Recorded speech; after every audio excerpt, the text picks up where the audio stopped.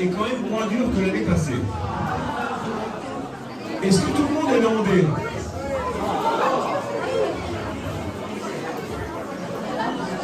Vous êtes landais, Gisèle?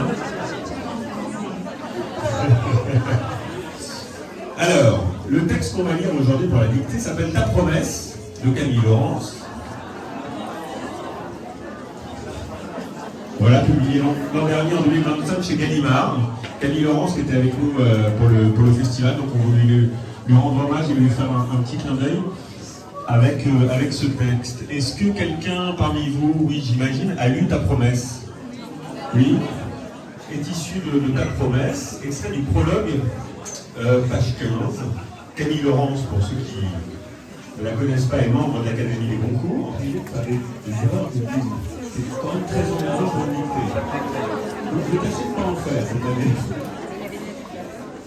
Donc il me fait du bien d'écrire la dernière page. Ça m'a fait du bien d'écrire la dernière page. Virgule.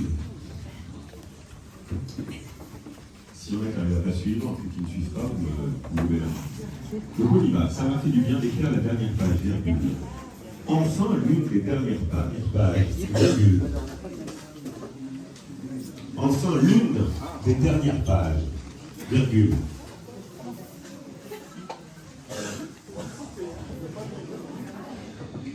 Je reprends. Ça m'a fait du bien d'écrire la dernière page, virgule. Enfin l'une des dernières pages, virgule.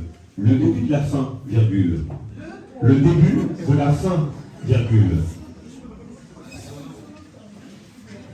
Le début de la fin, virgule. Ma narratrice, virgule, ma narratrice, virgule,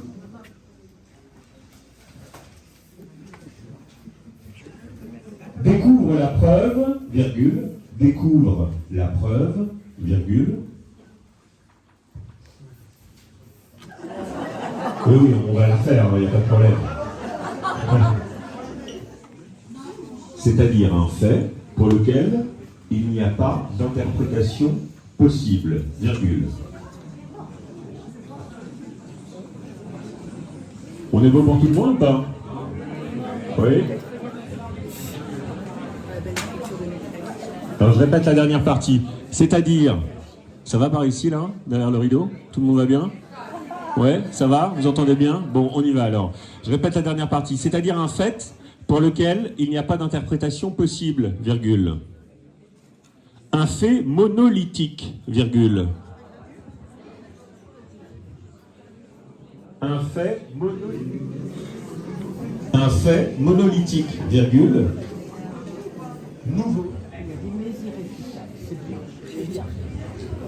Nouveau mais irréfutable, virgule. Ça va tout le monde? Ouais? Ok. Nouveau mais irréfutable, virgule. Daté, virgule.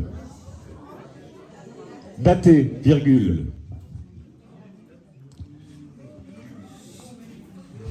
Daté, virgule. Nommé, virgule. Un fait brut étranger à toute subjectivité. Un fait brut étranger.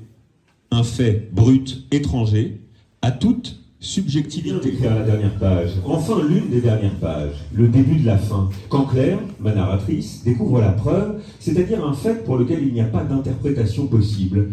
Un fait monolithique, nouveau mais irréfutable, daté, nommé. Un fait brut, étranger à toute subjectivité. Point.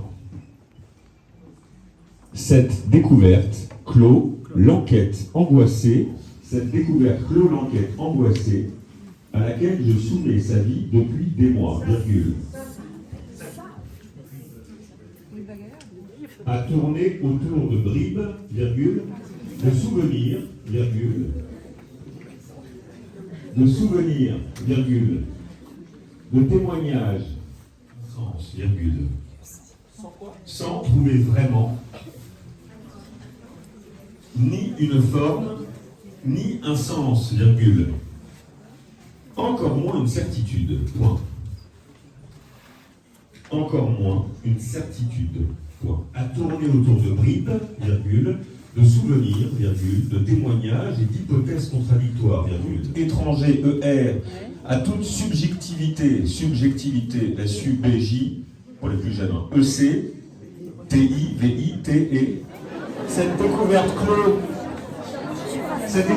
l'enquête, on n'oublie pas le chapeau sur le E. E-N, E, accent circonflexe, T-E, angoissé, et E, avec deux S, bien sûr, angoissé, avec X, et les héros. Ben, c'est les héros, les porte-drapeaux, vous savez, qui s'écrivent H-E, accent aigu, R-A-U-T-O-S.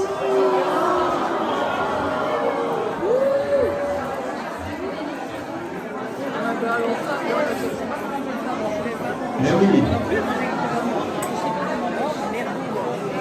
Donc je la refais, hein, les héros.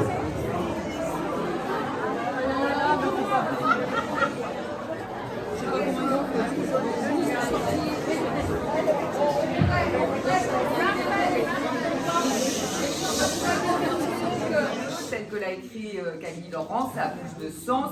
Donc c'est comme ça et pas autrement. C'est une faute. Et c'est vrai que le héros.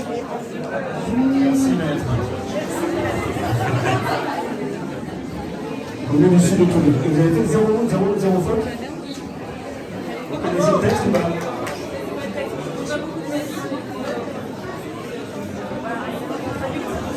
Ok. Eh bien, bravo Eddie, prof de français, traductrice.